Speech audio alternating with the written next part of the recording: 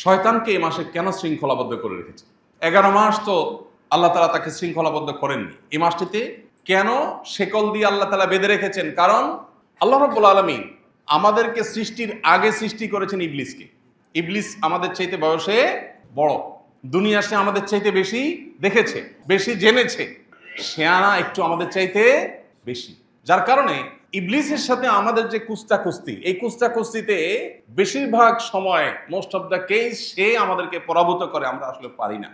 কারণ সে একটু বেশি শেয়ানা, সে একটু বেশি সিনিয়র, সে একটু বেশি পারে, এই জন্য আমরা ধরা খাই। এসে আল্লাহর কাছে কাঁদি, আল্লাহ শয়তান আমাকে ধ্বংস করে দিছে, আমাকে তো জাহান্নামী কাজ করায় ফেলছে, আমার দিয়ে গুনহার কাজ করাই ফেলছে। আল্লাহ, আমরা যখন আল্লাহর কাছে নালিশ করি, আল্লাহ তাআলা বছরে একবার শয়তানকে ধরে রাখেন, যাও সুযোগ এবার তোমার জেতার, সারা বছর তুমি জিততে পারো না, সে জিতে ফেলে, তুমি 2 বার জিতলে 10 বার সে জিতে, তো এই সুযোগ তাকে হারিয়ে তোমার জিতে যাওয়া।